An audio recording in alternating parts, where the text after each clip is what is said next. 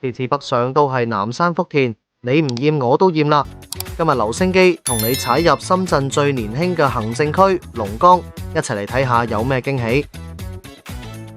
首先第一站，我哋嚟到大運中心，由蓮塘口岸過關搭的士，35分鐘左右就到。呢度係龍崗區最新地標，亦都係深圳主要嘅體育場館，舉辦過唔少大型賽事，好似 NBA 中國賽、女排亞洲盃咁。舊年底嘅全運會更加係何詩蓓奪得2金2銅嘅舞台。除此之外，周杰倫、張學友、五月天等巨星都喺呢度開過 show。喺大運中心隔籬嘅大運天地絕對係必到景點，大到有個人工湖都不特止，仲有個超巨型嘅 Playhouse Milan Club， 一家大細嚟到可以親親大自然，餵下天鵝，又可以去 Playhouse 放下電，真係勁超啊！小朋友放緊電，媽咪想偷偷地出去行街，冇問題。呢度有成幾百間鋪頭，各類貨品一應俱全。除咗內地潮流百貨、KKV、大疆、寵物部落等之外，仲有唔少港人熟悉嘅鋪頭，好似無印良品、Uniqlo 咁，真係行到你唔捨得走。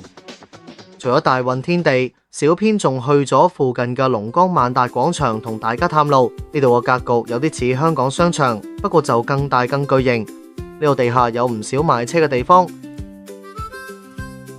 而樓上幾層有賣手辦嘅店鋪，仲有間知名連鎖書店覓書店，店內有閱讀區同埋售賣文創商品，亦有咖啡輕食同埋親子互動空間。商場同樣有間大型 Playhouse Milan Club， 啱晒放假，一家大細上嚟玩餐飽。搭30米高嘅超長扶手電梯直上6樓，呢度有好多特色餐廳，加埋一間 IMAX 戲院，同全深圳最大嘅室內遊樂場 Party Day， 有得玩高卡車、滾軸溜冰等等。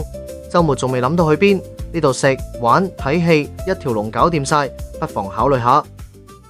第三站，我哋嚟到龍崗兒童公園，呢度係深圳市最大嘅兒童主題樂園，免費入場，摩天輪、海盜船、旋轉木馬、小火車、森林飛車樣樣齊，單項收費只需10幾至幾十蚊人民幣，性價比極高，小朋友實鍾意。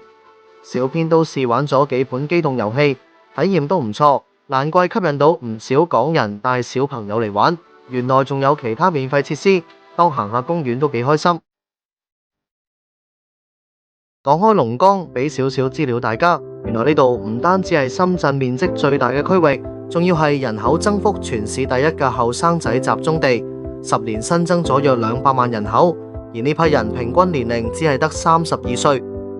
難怪新潮嘢、大商場、打卡熱點全部集中晒喺度，亦都因此龍崗近年成為港人北上同埋投資嘅新興熱點。小編喺大運周圍行咗個圈，望過對面竟然見到中大校徽，初都以為自己睇錯，行埋去睇真啲，原來真係中文大學喺龍崗嘅分校。再上中大網頁睇下，原來佢哋仲有一間大型綜合醫院，今年全面投入服務，除咗門診急症之外，仲有心血管同埋腫瘤等專科服務。而喺龍崗永湖站附近，正喺度興建附屬學校，成個區配套都相當齊全。而作為港樓嘅平台，上到嚟龍崗，點都要睇下附近有冇啱心水嘅項目。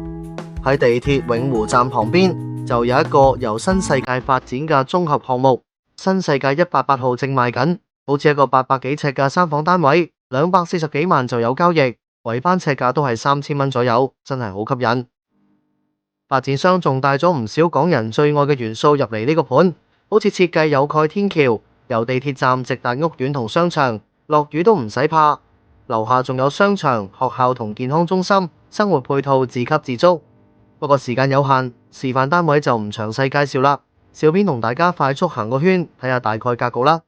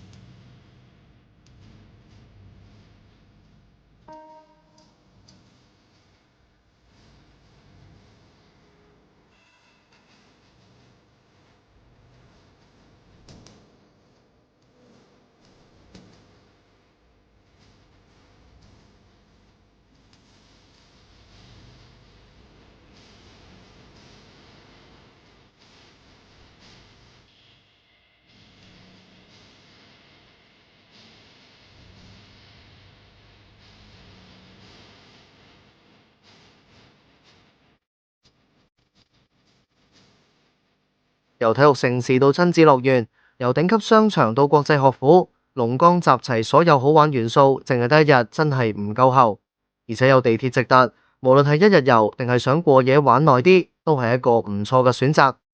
下個週末一於跳出框框嚟龍崗親身體驗下啦！